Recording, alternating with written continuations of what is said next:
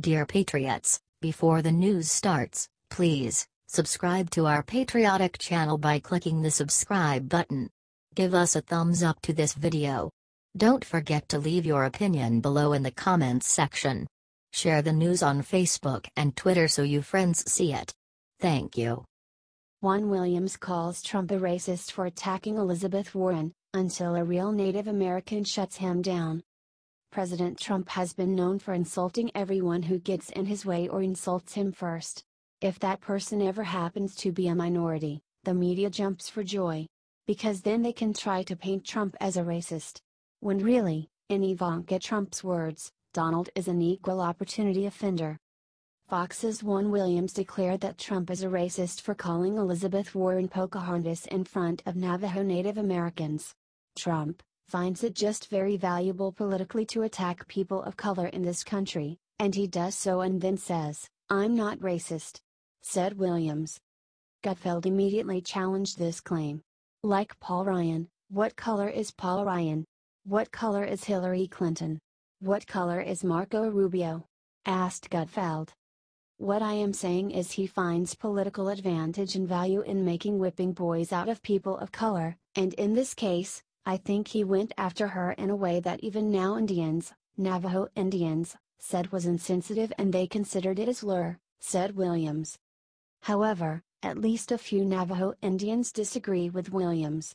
According to Thomas Begay, a Navajo code talker, he did not find the term offensive. The Marines made us yell Geronimo when we jumped out of planes and that didn't offend me either, said Begay.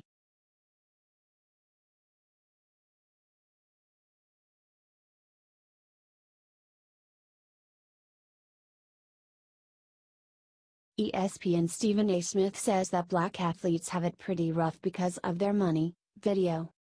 While soldiers are defending, risking their lives, and dying for our country, the mainstream media is choosing to call Colin Kaepernick a hero. All Kaepernick did was kneel during our national anthem. When he was done with that, he went home to his multi-million-dollar mansion. However, according to ESPN's Stephen A. Smith, wealthy black athletes have it pretty rough. And they don't have it rough in spite of their money. They have it rough because of their money.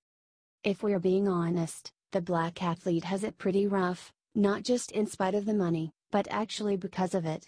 With money comes expectations to do right, to be right, regardless of the scrutiny or adversity one faces, explained Smith.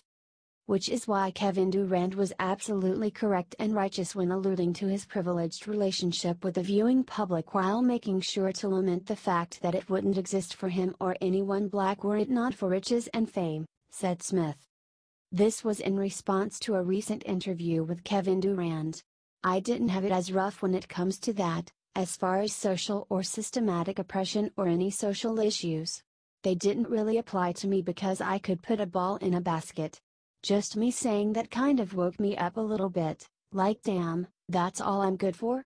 Like, if I wasn't a basketball player, what kind of man would they look at me as, you know what I'm saying? Said Durant.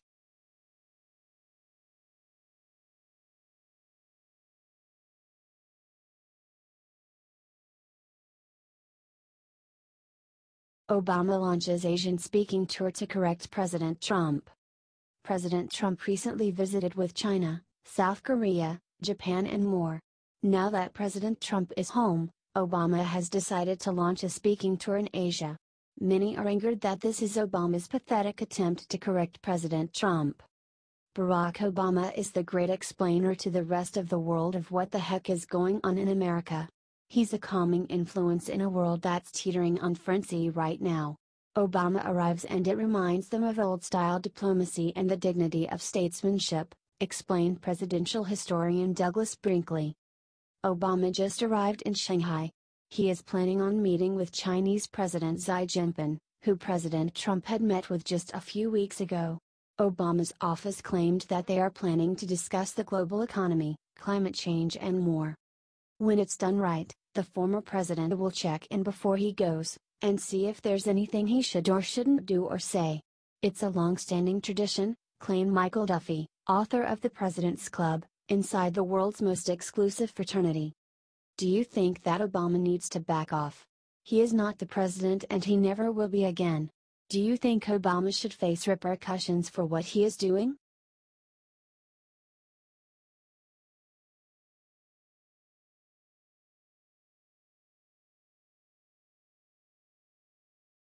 Keith Olbermann's career just ended for a reason as insane as his politics. Obnoxious liberal reporter Keith Olbermann just announced that he is quitting political commentary forever. This could be a cause of celebration for some conservatives. So why is he quitting? Because according to him Trump is finished and he will be impeached soon. I am confident now, even more so than I have been throughout the last year, that this nightmare presidency of Donald John Trump will end prematurely and end soon, and I am thus also confident that this is the correct moment to end this series of commentaries, said Olbermann. It has been pain, revulsion and horror. I'd like to go back and enjoy some of my life again, and I'm going to. No illness, no scandal, no firing, just, I've said what I had to say. It was as obvious as I made it seem. I give my work everything I can, so it's not like I can dial it back, said Olbermann. I am retiring from political commentary in all media venues. We will have a chance to alter a phrase I heard somewhere, to make America again. Thank you for all the kind words and all the support. Have fun storming the castle. My work here is done. Matter of fact, so is Trump's. Resist. Remove. Peace, said Olbermann. President Trump is not going to be impeached anytime soon. But whatever helps Olbermann sleep at night. Are you glad he is gone?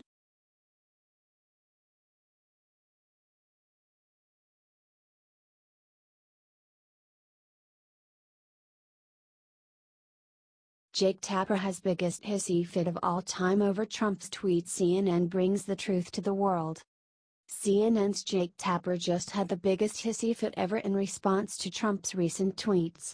We should have a contest as to which of the networks, plus CNN and not including Fox, is the most dishonest, corrupt and/or distorted in its political coverage of your favorite president, me. They are all bad. Winner to receive the fake news trophy. Tweeted President Trump.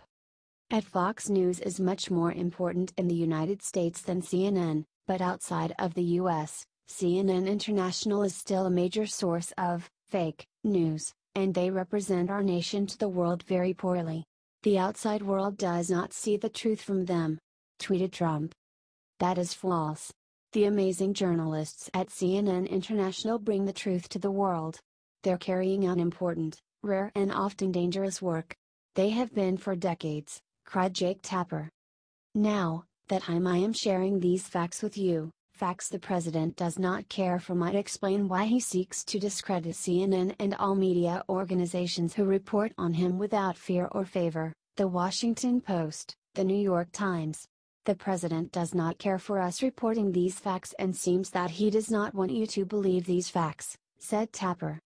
The president said he wanted to give an award based on which network is the most, quote, dishonest, corrupt, and/or distorted, but his problems with journalism seem to be rooted in the exact opposite. He hates that which is honest and ethical and precise. Ask yourself, why might that be, said Tapper. Wow, Trump really struck a nerve.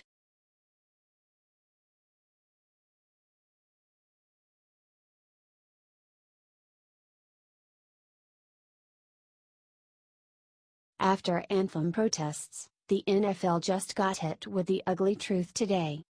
The NFL made huge headlines all weekend as whole teams began kneeling during the national anthem, which many viewers and sports fans, including President Trump, found disrespectful.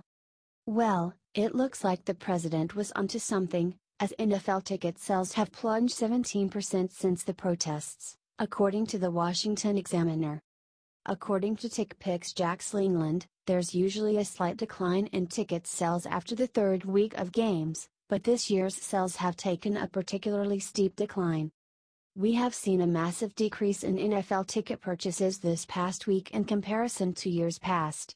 Week 3 seems to usually have less ticket orders than Week 2, but this year ticket purchases are down more than 7% from this time last year.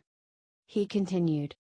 While we can't specify if this decrease is due to the president's comments, player and owner protests, play on the field, or simply the continued division of consumers' media attention, the conversation around the NFL this week has focused on the president's comments as well as the players' and owners' reaction. As viewers continue to abandon their NFL Sunday habits, both the number of ticket sales and the purchase price of tickets will drop. 7% is certainly a substantial decrease in ticket sales over last year. It is hard to figure out how much attributed to the national anthem protests, but it's safe to say that President Trump was probably right in that quite a few people were turned off from buying more tickets.